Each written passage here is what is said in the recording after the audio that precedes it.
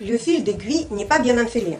Donc, nous allons procéder à un bon enfilage encore une fois. Pour être sûr, vous pouvez regarder dans votre notice, encore une fois, qu'il doit être toujours à côté de vous, les premiers mois. Nous allons enfiler, comme j'ai dit dans la leçon précédente de l'enfilage. Et nous allons entrer le fil dans l'aiguille. Et normalement, ça doit marcher. Si ça ne marche pas, ça veut dire deuxième point. Pourquoi il ne marche pas? Le fil d'aiguille est trop tendu.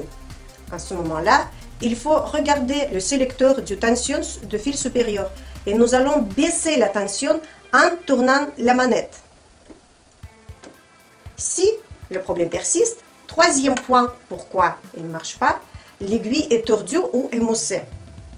Pour vérifier, comme j'ai déjà expliqué, il faut prendre l'aiguille dans vos doigts et essayer de caresser le haut vers le bas. S'il est émoussé, il va se gratiner un peu. Ou vous pouvez prendre votre aiguille et mettre à plat et regarder. Si elle est tordue, ça veut dire que c'est une mauvaise aiguille et il faut changer. Normalement, elle doit être toute plate. Quatrième point, si votre fil d'aiguille se casse, ça veut dire l'aiguille elle est mal positionnée. Donc, nous allons dévisser la vis qui tient notre aiguille. Nous allons enlever l'aiguille et nous allons remettre à nouveau. Il faut bien surveiller qu'il y a une petite partie plate de l'aiguille. Elle doit être toujours derrière. Et il faut penser toujours d'aller jusqu'au haut possible et juste après fermer la vis avec une tournevis après pour qu'elle soit bien fixée. Si le problème toujours persiste, le cinquième point, c'est que le fil de l'aiguille et le fil de la canette ne sont pas placés sous le pied au début de la piqûre ou les fils n'ont pas été tirés vers l'arrière après la piqûre. Comme j'ai déjà expliqué, quand nous enfilons notre fil dans l'aiguille et nous allons chercher l'aiguille avec l'aiguille, le fil d'en bas qui vient de la canette, ces deux fils, ils doivent être toujours derrière. N'oubliez pas ça, c'est très important s'il vous plaît. Si le problème toujours résiste, sixième point, c'est quand la combinaison fil, aiguille, tissu n'est pas correcte, que vous allez voir maintenant sur le tableau. Et vous pouvez vérifier le fil, l'aiguille et le tissu s'ils correspondent bien ou pas. Le septième point, c'est que le tissu est avancé trop rapidement lors de la réalisation de quilting en mouvement libre. Par exemple, si vous utilisez le pied de biche de ce genre, ça veut dire les griffes d'entraînement, elles sont abaissées. Et vous faites vos mouvements vous-même, dans la direction que vous voulez. Donc, il faut faire attention pour ne pas bouger le tissu dans toutes les directions trop rapidement. Comme ça. Il faut faire tout doucement. Le huitième point, c'est que le fil est emmêlé autour de la bobine. Nous allons prendre la bobine, nous allons enlever et regarder si autour de ce poteau, il n'y en a pas de fil qui est enfilé. Comme ceci. Il peut être enfilé le fil. Donc il faut enlever ce fil, remettre sur la bobine et après remettre sur la place votre bobine. Après, neuvième point, c'est quand la bobine de fil est mal installée. Nous allons enlever la bobine, nous allons bien vérifier et réinstaller tout simplement à nouveau. Premier point, pourquoi le fil de canette casse? Ça peut être le fil de canette qui est mal enfilé dans le boîtier de canette. Nous allons enlever le boîtier de canette avec le fil. Nous allons enlever de la machine et nous allons vérifier comment il était enfilé. Nous allons ressortir le fil.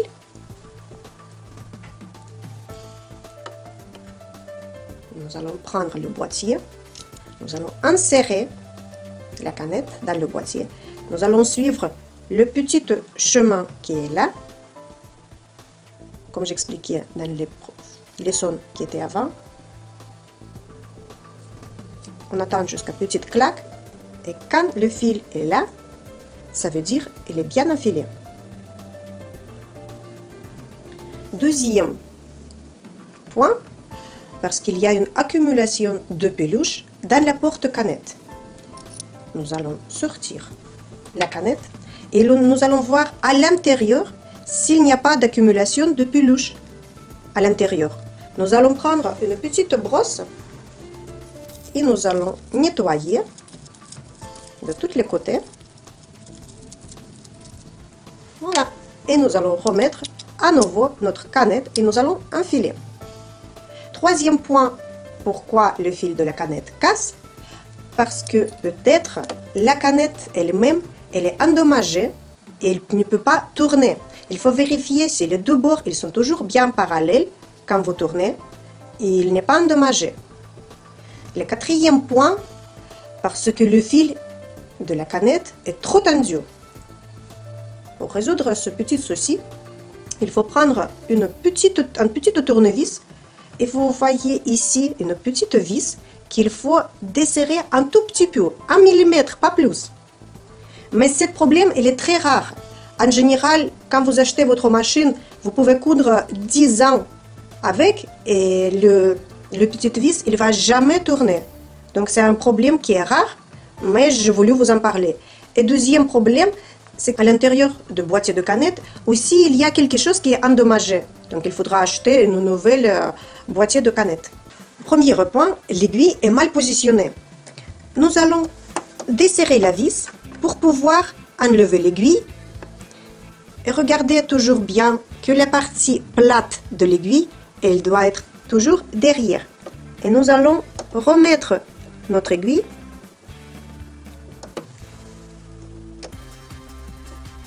Nous allons tirer vers le haut au maximum possible et nous allons resserrer bien la vis. Il faut resserrer très bien avec l'aide d'un tournevis. Deuxième point, la vis du pince-aiguille est desserrée. Comme je vous avais dit, il faut bien serrer en utilisant le tournevis. Troisième point, le tissu est tiré vers l'avant. Quand vous cousez et vous essayez de manipuler votre tissu, des fois, il y a les cas que vous tirez trop fort, vous prenez beaucoup de pression sur le tissu et l'aiguille avec le fil, il va essayer de partir aussi vers l'avant et il va taper pas dans le trou pour l'aiguille, mais juste dans les plaques en métal et logiquement, elle va se casser. Quatrième point, l'aiguille est trop fine pour le tissu utilisé. Vous allez consulter encore une fois le petit tableau pour bien choisir le fil, l'aiguille et le tissu. Et cinquième point, le pied de biche utilisé ne convient pas. Si c'est un tissu assez lisse et fin, comme la soie, la mousseline, pensez toujours pour utiliser le pied de biche exprès pour les tissus fins. Qu'est-ce que c'est les points sautés? Vous voyez ici une couture. Un point, deuxième point et troisième point. Ah, nous sommes surpris. C'est un grand point. Après encore un petit point, correct. Et après à nouveau un grand point. Ça s'appelle point sauté. Ça veut dire que l'aiguille, il n'a pas bien rentré le fil dans le tissu. Et le fil, il est resté là-haut. Le premier point, pourquoi point sauté? L'aiguille est mal mise en place. Il faut enlever l'aiguille pour en remettre à nouveau. Si le problème continue, il faut voir que l'aiguille ou les fils ne conviennent pas à l'ouvrage en cours. Pour ça, il faut aller voir la combinaison aiguille-fil-tissu. Quatrième point, le fil de l'aiguille n'est pas bien enfilé. Ça veut dire que nous devrons enfiler le fil tout à nouveau sur notre machine. Cinquième point, l'aiguille utilisée est de mauvaise qualité. Ça veut dire qu'il faut changer l'aiguille. Sixième point, des peluches sont accrochées à la plaque à aiguille. Nous allons prendre une petite tournevis. Nous allons desserrer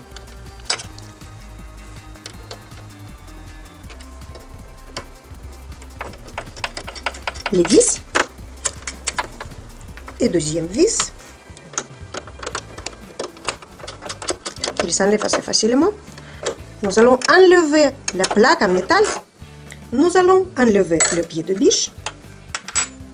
Nous allons prendre une petite brosse et nous pourrons regarder s'il y a les peluches. Et comme nous voyons bien, ils sont bien présents, ces peluches. Nous allons brosser un petit peu pour pouvoir les enlever. S'ils ne s'enlèvent pas assez facilement, nous pouvons aider avec une petite pince. Et il y a de bons peluches. Nous allons les enlever grâce à une pince. Et quand nous avons fini d'enlever les peluches, nous pouvons remettre la plaque,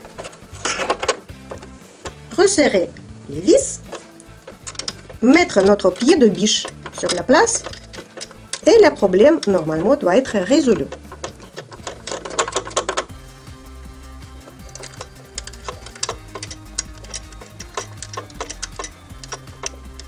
Nous allons voir qu'est-ce que c'est les coutures France. Vous voyez le tissu qui n'est pas droite après d'avoir été cousu. Ça s'appelle les coutures France. Pour résoudre ce petit souci, le premier point, le fil d'aiguille est trop tendu. Donc nous allons voir la petite manette, une petite roulette de réglage de tension du fil supérieur. Et nous allons régler comme il nous faudra. Nous allons réessayer de coudre, régler s'il nous faudra encore une fois, jusqu'à la tension sera bonne. Deuxième point, le fil d'aiguille n'est pas bien enfilé. Nous allons procéder à nouveau à l'enfilage correct de notre machine, sans oublier tous les petits points. Et si le problème persiste, nous allons voir la combinaison aiguille-fil-tissu, parce que peut-être il est incorrect. Quatrième point, la pression de griffe d'entraînement n'est pas réglée correctement. Nous allons voir les griffes d'entraînement où ils sont trop hauts ou trop bas. Normalement, il y a toujours une manette ou un bouton qui se trouve de ce côté-là ou carrément à droite pour pouvoir changer la hauteur des griffes d'entraînement. Dans ce modèle-là, ce bouton n'existe pas et nous allons procéder à la prochaine étape que peut-être vous n'avez pas utilisé le pied de biche pour les tissus fins. Donc n'oubliez pas de prendre le pied de biche exprès pour les satins, soit tous les tissus qui sont assez fins, ou vous pouvez prendre le pied de biche Teflon. Quand le tissu n'avance pas régulièrement, nous pouvons voir que nos points ne sont pas réguliers. Premier point, les points sont trop courts. Pour régler, nous allons prendre notre sélecteur de longueur de pointe et nous allons régler de côté où il nous faudra. Ça veut dire vers la chiffre un petit peu plus grande. Deuxième point, la griffe d'entraînement n'a pas été relevée après avoir abaissé. Grâce à une manette de ce côté, comme j'ai déjà expliqué, ou carrément à droite, nous pouvons régler la hauteur de nos griffes d'entraînement. Le troisième point, la griffe d'entraînement est remplie de peluches. Pour régler ce petit souci, nous allons prendre un tournevis, nous allons baisser notre pied de biche, pas baisser mais enlever le pied de biche, nous allons ouvrir la plaquette en métal,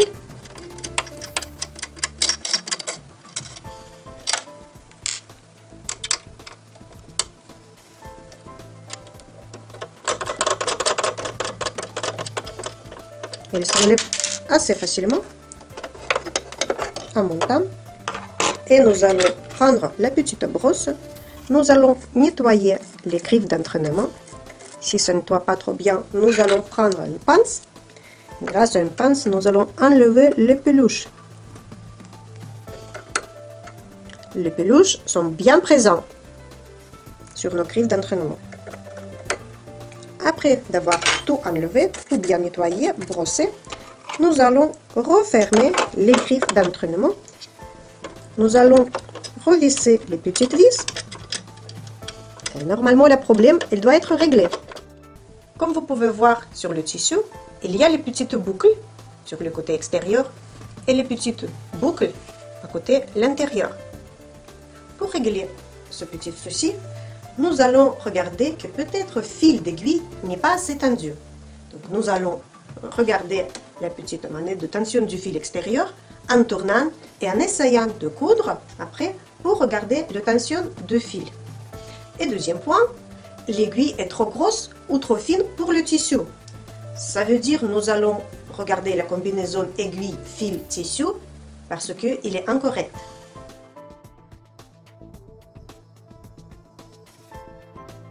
Premier point, la machine n'est pas branchée. Il faut bien vérifier que la machine elle est bien branchée dans la prise de courant et les pédales elle est bien raccordée à la machine. Le deuxième point, le pied de biche n'est pas abaissé. Il faudra bien abaisser notre pied de biche. Et troisième point, le fil est coincé dans le logement du crochet. Nous allons sortir la canette avec sa boîtier et nous allons voir s'il n'y en a pas des fils qui sont emmêlés quelque part dans le logement du crochet. Premier point que nous allons voir, le fil est coincé dans le logement du crochet. Nous allons sortir la canette avec le boîtier et nous allons voir s'il n'y en a pas un fil qui est coincé dans le logement du crochet. Deuxième point, il y a une accumulation de peluche dans le logement du crochet ou de la porte-canette. Pour cela, nous allons prendre la petite brosse, nous allons nettoyer un petit peu et nous allons regarder s'il n'y en a pas de petites peluches. Nous allons tourner pour vérifier en tournant la manette de la machine et nous allons regarder la boîtier de la canette s'il n'y a pas de peluche à l'intérieur. Sinon, nous allons nettoyer de tous les côtés pour pouvoir enlever toutes les peluches. Et le troisième point, c'est tout simplement parce que votre machine elle manque d'huile. Mais pour cela, nous allons voir dans les prochaines leçons comment il faut graisser votre machine.